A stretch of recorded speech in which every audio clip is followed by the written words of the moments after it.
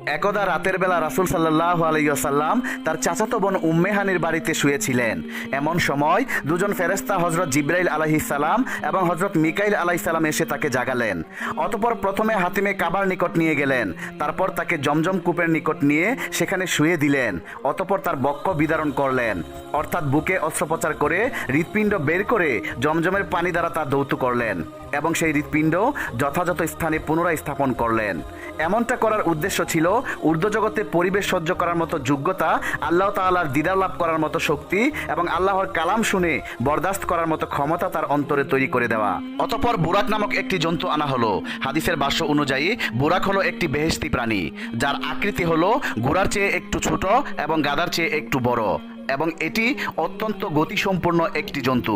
অতঃপর রাসূল সাল্লাল্লাহু আলাইহি সাল্লাম যখন বুরাকে সাওয়ার হওয়ার জন্য প্রস্তুত হলেন, তখন বুরাক নড়াচড়া করে কিছুটা অস্বীকৃতির ভাব প্রকাশ করতে লাগলো। তখন জিবরাইল আলাইহিস সালাম বললেন, হে বুরাক, তুমি কি জানো তোমার পিঠে কে আরোহণ করতে যাচ্ছে? আজ পর্যন্ত তার চেয়ে কোনো সম্মানিত বান্দা তোমার পিঠে আরোহণ করেনি। উনি হলেন সাইয়্যিদুল মুরসালিন মুহাম্মদ সাল্লাল্লাহু আলাইহি ওয়াসাল্লাম। তখন বুরাক অত্যন্ত লজ্জান্বিত হলেন। তারপর বুরাক অত্যন্ত লজ্জান্বিত হয়ে তার শরীর একদম নিচু করে মাথা নিচু করে দিয়ে দিলেন। অতঃপর নবী করিম সাল্লাল্লাহু আলাইহি ওয়াসাল্লাম বুরাকে আরোহণ করে বাইতুল মাকদিসের উদ্দেশ্যে যাত্রা শুরু করলেন। এই সময় হযরত জিবরাইল আলাইহিস সালাম এবং হযরত মিকাইল আলাইহিস সালামও বিশ্বনবীর সাথে ছিলেন। যাওয়ার সময় রাস্তার পাশে এক বৃদ্ধার পাশ দিয়ে তিনি অতিক্রম করছিলেন। এমন সময় বৃদ্ধা রাসূল সাল্লাল্লাহু আলাইহি সাল্লামকে ডাক দিল। তখন জিবরাইল আলাইহিস সালাম বললেন, হে নবী, আপনি সামনে চলুন, এর প্রতি ভ্রুক্ষেপ করবেন না। আরো কিছুক্ষণ যাওয়ার পর আরো এক বৃদ্ধার সাথে দেখা হলো। সেও রাসূল সাল্লাল্লাহু আলাইহি সাল্লামকে আহ্বান জানালো, কিন্তু জিবরাইল আলাইহিস সালাম নবী করিম সাল্লাল্লাহু আলাইহি সাল্লামকে আগে বাড়তে বললেন। আরো কিছু দূর অগ্রসর হয়ে দেখলেন একদল লোক তারা নবী করিম সাল্লাল্লাহু আলাইহি সাল্লামকে দেখে বললেন, আসসালামু আলাইকুম ইয়া আউয়ালু, আসসালামু আলাইকা ইয়া হাবিব। তখন জিবরাইল আলাইহিস সালাম বললেন, হে নবী, আপনি এদের সালামের জবাব দিন। ফলে নবী করিম সাল্লাল্লাহু আলাইহি সাল্লাম তাদের সালামের জবাব দিলেন। অতঃপর দলটি চলে যায়। তখন জিবরাইল আলাইহিস সালাম বললেন, যে বৃদ্ধাকে আপনি রাস্তার পাশে দেখলেন সে হলো দুনিয়া। বৃদ্ধা বার্ধক্যের শেষ সীমায় পৌঁছে গিয়েছে, তার হায়াত আর বেশি দিন বাকি নেই। ঠিক তেমনি দুনিয়ার অবস্থাও, তাই দুনিয়াও তার শেষ পর্যায়ে এসে উপনীত হয়েছে। আরো একজন যে বৃদ্ধাকে দেখেছিলেন সে হলো অভিশপ্ত শয়তান। তাদের উভয়ের উদ্দেশ্য ছিল আপনাকে তাদের প্রতি আকৃষ্ট করা। আর তৃতীয়বার যে দলের সাথে আপনার সাক্ষাৎ হলো, যারা আপনাকে সালাম দিল, এরা হলেন হযরত ইব্রাহিম আলাইহিস সালাম এবং হযরত মুসা আলাইহিস সালাম এবং হযরত ঈসা আলাইহিস সালাম। অতঃপর রাসূলুল্লাহ সাল্লাল্লাহু আলাইহি সাল্লাম আবারও পথ চলতে লাগলেন। চলতে চলতে এক জায়গায় তিনি একজন লোকের পাশ দিয়ে অতিক্রম করলেন, যাদের হাতে বড় বড় তামার নোট ছিল। তা দিয়ে তারা নিজেদের চেহারা আছড়ে ক্ষতবিক্ষত করছিল।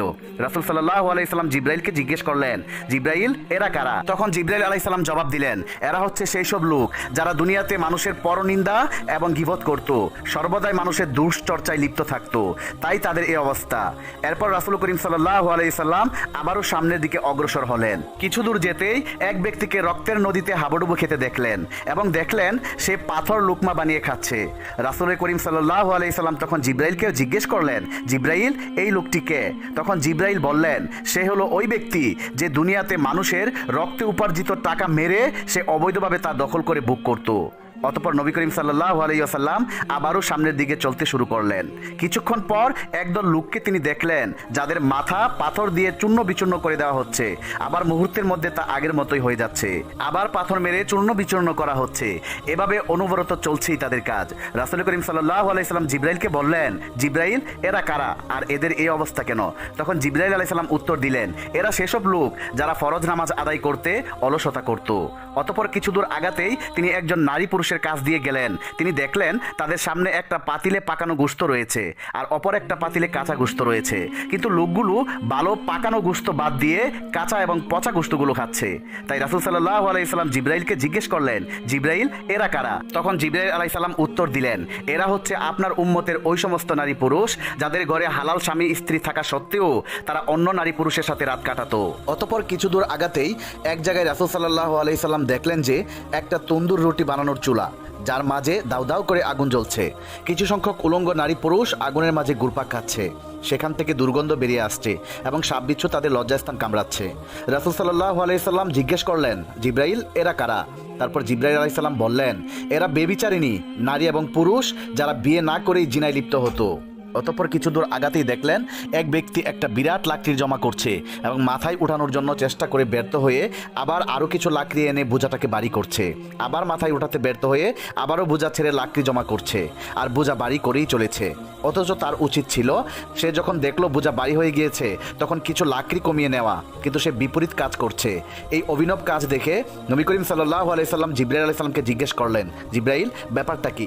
জিবরাইল আলাইহিস সালাম উত্তর দিলেন, সে আপনার উম্মতের ওই ব্যক্তি যার উপরে মানুষের হক এবং পাওনা রয়েছে এবং সে তা আদায় করতে পারছিল না, অথচ দিন দিন সে ঋণের বোঝা আরও বাড়িয়ে তুলছিল। অতঃপর সামনে অগ্রসর হলেন। কিছু দূর যেতেই এক জায়গায় দেখলেন কিছু লোকের জিহ্বা কাঁচি দ্বারা কাটা হচ্ছে, অতঃপর আবার সাথে সাথে ঠিক হয়ে আগের মতো হয়ে যাচ্ছে, অতঃপর আবার কাটা হচ্ছে, আবার আগের মতো হয়ে যাচ্ছে। এই অবস্থা ক্রমশ চলতে আছে। রাসূল সাল্লাল্লাহু আলাইহি সাল্লাম জিজ্ঞেস করলেন, এরা কারা? জিবরাইল আলাইহিস সালাম জবাব দিলেন, এরা সেই সমস্ত লোক যারা মানুষকে উপদেশ দেয় কিন্তু নিজেরা সেই উপদেশ অনুযায়ী আমল করতো না। এভাবে অনেক ঘটনা প্রবাহের মধ্য দিয়ে রাসূল করিম সাল্লাল্লাহু আলাইহি ওয়াসাল্লাম বাইতুল মুকাদ্দাস পৌঁছে গেলেন। সেখানে গিয়ে তিনি বুরাকটি একটি আংটার সাথে বেঁধে রাখলেন, যেখানে পূর্ববর্তী নবীগণরা তাদের সওয়ারি বাঁধতেন।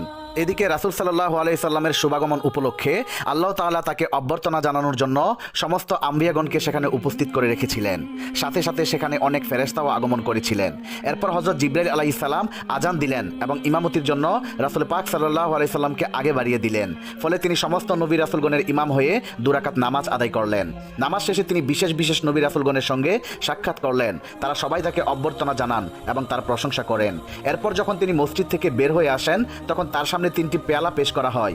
একটা ছিল পানির পেয়ালা, আরেকটা দুধের পেয়ালা, আরেকটা ছিল শরাবের পেয়ালা। নবী করিম সাল্লাল্লাহু আলাইহি সাল্লাম দুধের পেয়ালা গ্রহণ করলেন। তখন জিবরাইল আলাইহিস সালাম বললেন, ইয়া রাসূলুল্লাহ, আপনি ফিতরাতকে অবলম্বন করেছেন। যদি আপনি শরাব গ্রহণ করতেন তাহলে আপনার উম্মত গুমরাহ হয়ে যেত, আর যদি আপনি পানি গ্রহণ করতেন তাহলে আপনার উম্মত ডুবে মরত। অতঃপর জান্নাত থেকে বাইতুল মুকাদ্দাস পর্যন্ত একটি সিঁড়ি স্থাপন করা হয়। তখন রাসূল সাল্লাল্লাহু আলাইহি ওয়াসাল্লাম যাত্রা শুরু করলেন ঊর্ধ্বাকাশে পানে মহান প্রভুর সান্নিধ্য লাভের উদ্দেশ্যে। সাথে ছিলেন হযরত জিবরাইল আলাইহিস সালাম সহ আর অসংখ্য ফেরেশতাগণ। চলতে চলতে এক পর্যায়ে রাসূল করিম সাল্লাল্লাহু আলাইহি ওয়াসাল্লাম প্রথম আকাশে গিয়ে পৌঁছলেন। হযরত জিবরাইল আলাইহিস সালাম দরজায় নক দিলেন। ভেতর থেকে দারোয়ান জিজ্ঞেস করলো, কে? জিবরাইল আলাইহিস সালাম উত্তর দিলেন, আমি জিবরাইল। আবারও ভিতর থেকে প্রশ্ন করা হলো, আপনার সাথে কি কেউ আছেন? জিবরাইল আলাইহিস সালাম উত্তর দিলেন, হ্যাঁ, আমার সাথে আছেন রাহমাতাল লিল আলামিন মুহাম্মাদুর রাসূলুল্লাহ সাল্লাল্লাহু আলাইহি ওয়াসাল্লাম। আবারও প্রশ্ন করা হলো, তাকে আনতে পাঠানো হয়েছিল কি? জিবরাইল আলাইহিস সালাম উত্তর দিলেন, হ্যাঁ। এরপর দারোয়ান প্রথম আকাশের দরজা খুলে দিলেন। ফলে নবী করিম সাল্লাল্লাহু আলাইহি ওয়াসাল্লাম প্রথম আকাশে উঠলেন। তিনি সেখানে উঠেই একজন বৃদ্ধ লোককে বসে থাকতে দেখলেন। জিবরাইল আলাইহিস সালাম বললেন, হে নবী, আপনি তাকে সালাম করুন, উনি হচ্ছে আপনার পিতা হযরত আদম আলাইহিস সালাম। ফলে রাসূল সাল্লাল্লাহু আলাইহি সাল্লাম তাকে সালাম দিলেন। তিনিও সালামের উত্তর দিলেন, মারহাবা বলে অভিনন্দন জানালেন এবং কিছু উপদেশ দিলেন।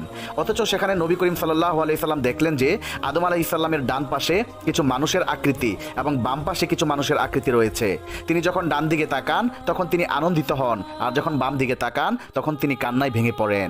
রাসূল সাল্লাল্লাহু আলাইহি সাল্লাম জিবরাইলকে জিজ্ঞেস করলেন, এর কারণটা কি? উত্তরে জিবরাইল আলাইহিস সালাম বললেন, তার ডান পাশে যে আকৃতিগুলো দেখেছেন এরা হলো আসহাবুল ইয়ামিন, এরা জান্নাতবাসী হবে। আর বাম পাশে যে আকৃতিগুলো দেখেছেন এরা হলো আসহাবুল শিমাল, এরা জাহান্নামী হবে।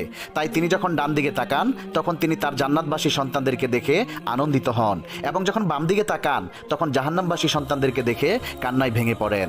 যাই হোক, হযরত আদম আলাইহিস সালামের নসিহত শেষে তিনি একইভাবে দ্বিতীয় আসমানে গিয়ে ওঠেন এবং আগের মতো প্রশ্নোত্তরের পর দারোয়ান গেট খুলে দিল।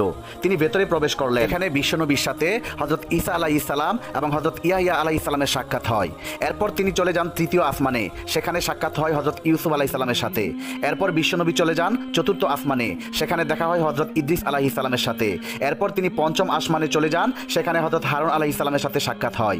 ষষ্ঠ আসমানে মুসা আলাইহিস সালামের সাথেও সাক্ষাৎ হয় এবং সবশেষে সপ্তম আসমানে হযরত ইব্রাহিম আলাইহিস সালামের সাথে সাক্ষাৎ হয়।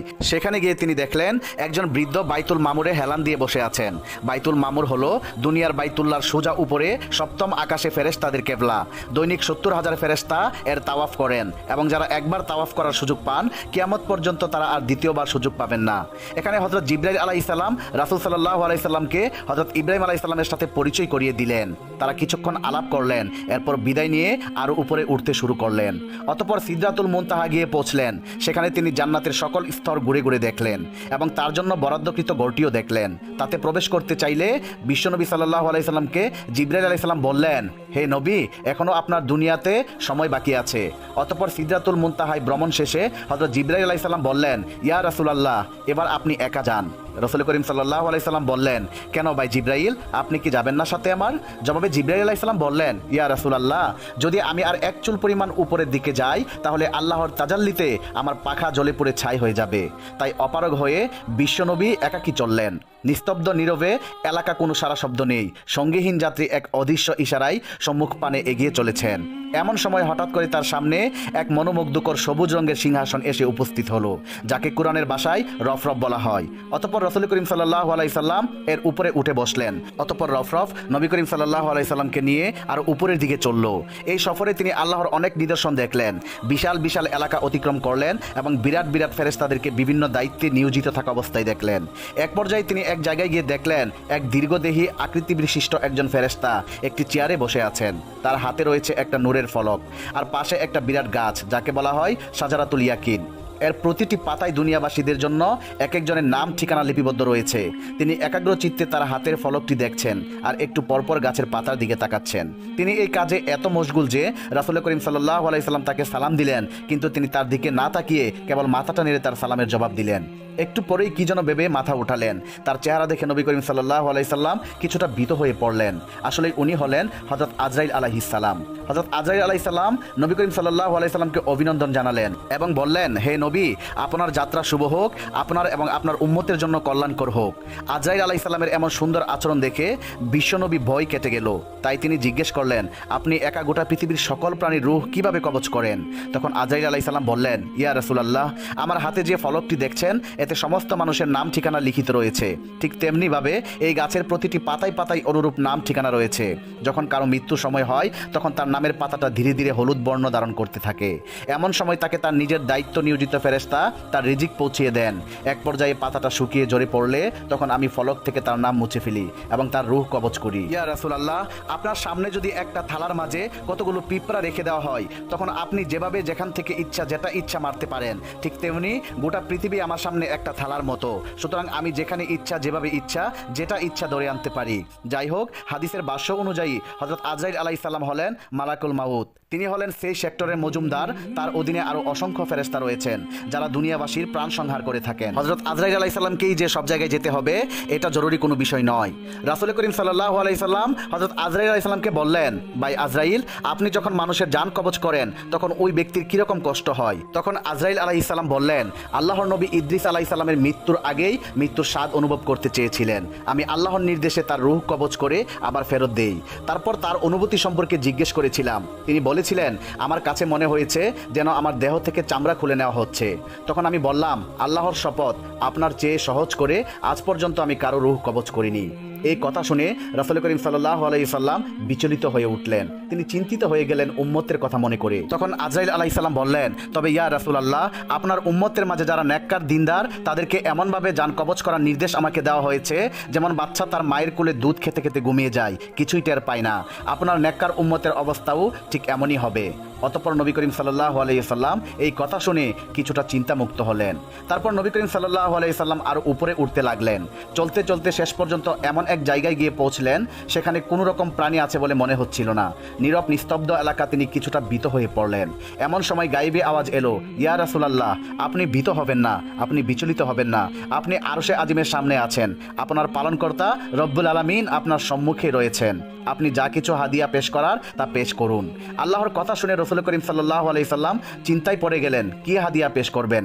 আল্লাহ তাআলা তো সবচেয়ে ধনী, তিনি আরশের মালিক, তিনি লাউহে মাহফুজের মালিক, তিনি আসমান জমিনের মালিক, তিনি সকল ধনভাণ্ডারের মালিক। কোন জিনিস হাদিয়া দিলে তিনি খুশি হবেন? এসব চিন্তা করে সাথে সাথেই রাসূল করিম সাল্লাল্লাহু আলাইহি সাল্লাম সিজদায় পড়ে গেলেন এবং বললেন, আত্তাহিয়াতু লিল্লাহি ওয়া সালাওয়াতু ওয়াত তাইয়্যিবাত। আমাদের সকল সালাম শ্রদ্ধা, আমাদের সব নামাজ এবং সকল প্রকার পবিত্রতা একমাত্র আল্লাহর উদ্দেশ্যে। তখন আল্লাহ তাআলা বললেন, আসসালামু আলাইকা আইয়ুহান নাবিয়্যু ওয়া রাহমাতুল্লাহি ওয়া বারাকাতুহু, অর্থাৎ হে নবী, আপনার প্রতি শান্তি বর্ষিত হোক এবং আল্লাহর অনুগ্রহ এবং বরকত বর্ষিত হোক।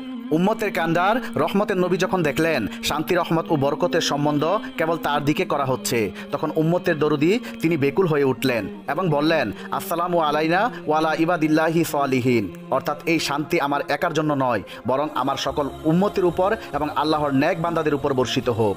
প্রিয় বন্ধুগণ, দুনিয়ার মানুষ যখন তার প্রিয়জনের সাথে মিলিত হয় তখন তার আপন পিতা মাতা আত্মীয় স্বজন কারো কথাই মনে থাকে না, কিন্তু রহমতের নবী তার এই চরম ও পরম চাওয়া পাওয়ার মুহূর্তেও উম্মতের কথা ভুলতে পারলেন না, দুয়ার মাঝে তাদেরকে শামিল করে নিলেন। হয়তো এজন্যই তিনি সর্বশ্রেষ্ঠ নবী। অতঃপর রাসূল সাল্লাল্লাহু আলাইহি সাল্লামের উম্মতের প্রতি দরদ ও উদারতা দেখে আরশ বহনকারী ফেরেশতাগণ বলে উঠল, আশহাদু আল্লা ইলাহা ইল্লাল্লাহু আশহাদু আন্না মুহাম্মাদান আবদুহু ওয়া রাসূলুহু। প্রিয় বন্ধুগণ, আল্লাহ তাআলা তার হাবিবের মেরাজের এই ঘটনাকে স্মরণীয় করে রাখার জন্য কিয়ামত পর্যন্ত সকল উম্মতের উপর নামাজ এই তাশাহুদ পাঠ করাকে ওয়াজিব করে দিয়েছেন। কথোপকথন শেষে আল্লাহ তাআলা তার বান্দার প্রতি যা কিছু প্রত্যাদেশ করার তা করলেন। অতঃপর উম্মতকে বিশেষভাবে 3টি হাদিয়া দিলেন। 1 নম্বর 50 ওয়াক্ত নামাজ, 2 নম্বর সূরা বাকারার শেষ 2 আয়াত এবং 3 নম্বরে মুশফিক ব্যতীত সকলকে ক্ষমা ঘোষণা। অতঃপর রাসূল পাক সাল্লাল্লাহু আলাইহি ওয়াসাল্লাম দরবারে এলাহি থেকে বিদায় নিয়ে দুনিয়া অভিমুখে রওনা হলেন। আসার পথে 7ম আকাশে হযরত ইব্রাহিম আলাইহিস সালামের সঙ্গে সাক্ষাৎ হলো।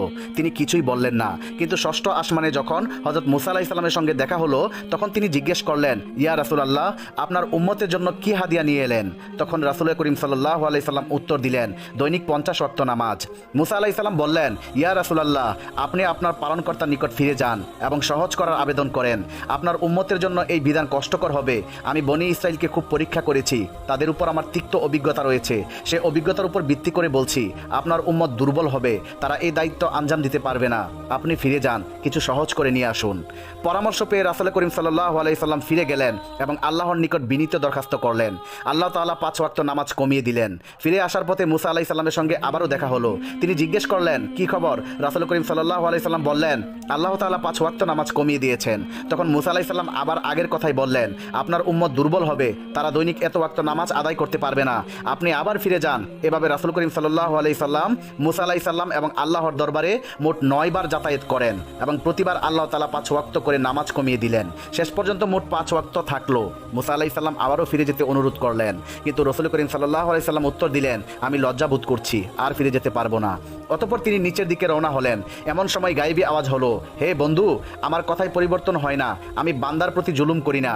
অর্থাৎ আপনার উম্মত 5 ওয়াক্ত নামাজ পড়বে, কিন্তু আমি আল্লাহ রাব্বুল আলামিন তাদেরকে 50 ওয়াক্ত নামাজেরই সওয়াব তাদের আমল নামায় লিখে দেব। সুবহানাল্লাহ, সুবহানাল্লাহ। রাসূল করিম সাল্লাল্লাহু আলাইহি সাল্লাম যখন মক্কাবাসীদের এই সুসংবাদ দিলেন, আজ রাতে আমি বাইতুল মুকাদ্দাস ভ্রমণে গিয়েছিলাম এবং সেখান থেকে উর্দাকাশে আরশে আজিম পর্যন্ত সফর করে আল্লাহর দিদার লাভ করে পুনরায় বুর হওয়ার আগেই ফিরে এসেছি। তখন এই কথা শোনা মাত্র কাফির মুশরিকরা হাসাহাসি শুরু করলেও কেউ বা তালি বাজাতে লাগলো, আবার কেউ দৌড়ে আবু বকরের কাছে গেল এবং বলল, দেখো তোমার সাথে আজগুবি কথা বলতে শুরু করেছে।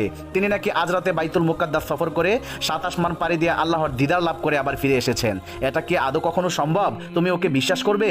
তখন আবু বকর রাদিয়াল্লাহু তাআলা আনহু বললেন, এমন কথা কে বলেছে? মুহাম্মদ সাল্লাল্লাহু আলাইহি সাল্লাম বলেছেন কি? তারা উত্তর দিল, হ্যাঁ, মুহাম্মদ সাল্লাল্লাহু আলাইহি সাল্লাম এমনটা বলেছেন।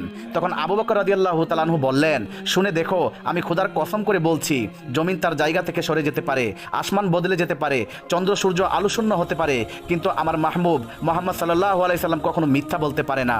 সেদিন থেকে তার উপাধি হলো সিদ্দিক, অর্থাৎ অতিশয় সত্যবাদী।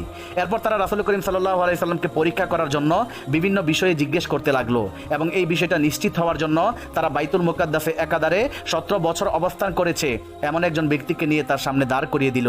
সে তাকে জিজ্ঞাসাবাদ শুরু করলো। সে বলল, আচ্ছা বলুন তো, বাইতুল মুকাদ্দাসের দরজা কয়টি এবং জানালা কয়টা? রাসূল করিম সাল্লাল্লাহু আলাইহি সাল্লাম প্রথমে কিছুটা বিব্রতকর অবস্থায় পড়ে গেলেন, কেননা তিনি তো বাইতুল মুকাদ্দাসের দরজা জানালা গুনতে সেখানে যাননি। এই অবস্থায় আল্লাহ পাক রব্বুল আলামিন তার সহায় হলেন এবং সাথে সাথে বাইতুল মুকাদ্দাসকে নবী করিম সাল্লাল্লাহু আলাইহি সাল্লামের সামনে তুলে ধরলেন। রাসূল করিম সাল্লাল্লাহু আলাইহি সাল্লাম বাইতুল মুকাদ্দাসকে দেখে দেখে গুনে গুনে বলে দিলেন। এত কিছুর পরও বিশিষ্ট কাফের নেতা ওয়ালিদ ইবনে মুগিরা বলে উঠল, এই সব কিছু জাদু। দুঃখজনক হলেও সত্য যে কাফেরেরা তার কথায় বিশ্বাস করলো না, ফলে কাফেরদের কপালে আজীবন জাহান্নামের তকমা লেগে গেল। প্রিয় বন্ধুরা, এই ছিল আমাদের আজকের বিশ্বনবীর মেরাজ গমনের ঘটনাটি। বন্ধুরা, ভিডিওটি আপনাদের কাছে কেমন লেগেছে অবশ্যই কমেন্ট করে জানাবেন। যদি ভিডিওটি ভালো লেগে থাকে তাহলে এক্ষুনি আমাদের চ্যানেলটি সাবস্ক্রাইব করে পাশে থাকা বেল আইকনটি প্রেস করে দিন। তাহলে দেখা হবে আবার নতুন কোনো ভিডিওতে। সেই পর্যন্ত সবাই ভালো থাকুন, সুস্থ থাকুন। আল্লাহ হাফেজ।